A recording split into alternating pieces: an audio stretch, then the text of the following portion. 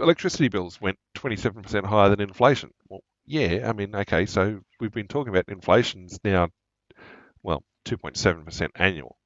But the fact bills have gone up 27% higher, so does that mean 30%? Yeah, I think so. I mean, I didn't like what my electricity company told me, and rates have gone up and everything else has gone up. So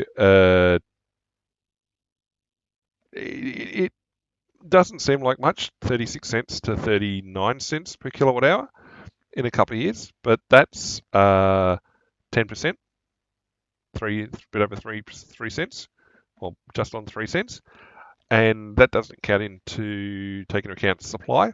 So that's supply. The Sorry, that's usage. Doesn't take into account your supply cost. Um, uh, yeah, uh, yeah, I can tell you, if you got 6% over the last 2 years, good on you. But yeah, creeping inflation and above inflation increases in bills. And I've been saying this. Nice to have figures to back it. Well, they're always there. And again, they rose again in July. The new default market offers a ceiling price.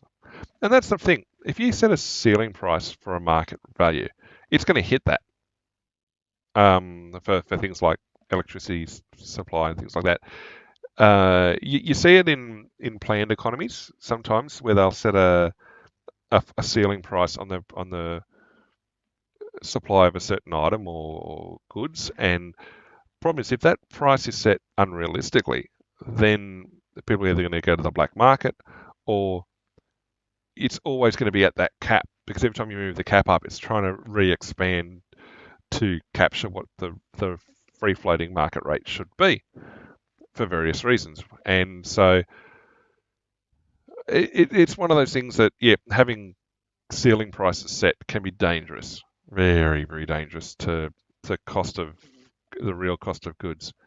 Um, but yeah, I mean, up to 10% in some states, it's just like, um,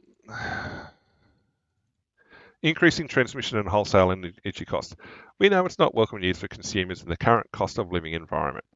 Huh. Uh, oh, yeah. See, that's it. Some retail costs, highlight that properly, gone up 35%. But to see a $75 energy rebate, I don't think that's going to match up. If you're, I've seen it from people living in colder locations in Australia, not that Australia has really cold locations.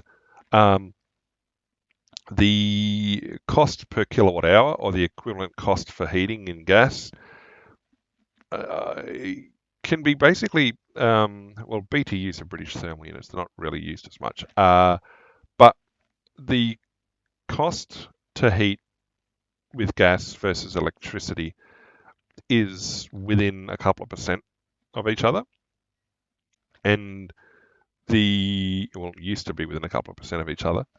And so it almost didn't matter for a given property whether you had gas heating or electric, reverse cycle or whatever.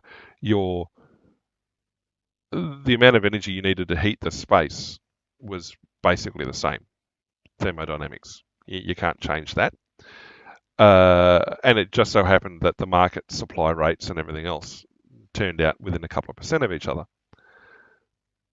As there's a push for increasing electrification of things and the cutting off of domestic gas supply to greenfield sites and things like that, you then become dependent on one energy source or one energy type. And so if that outpaces the rise of gas or there's issues in energy supply and electricity, you're putting all that demand, all that extra work that needs to be carried out onto an electricity grid that's already struggling.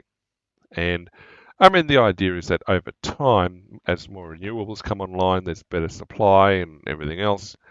That doesn't seem to be the case, though. And it doesn't seem to be outpacing demand. It seems to be barely meeting demand. And then they're going to say you need to put EVs on the network. Yeah, ain't going to go well.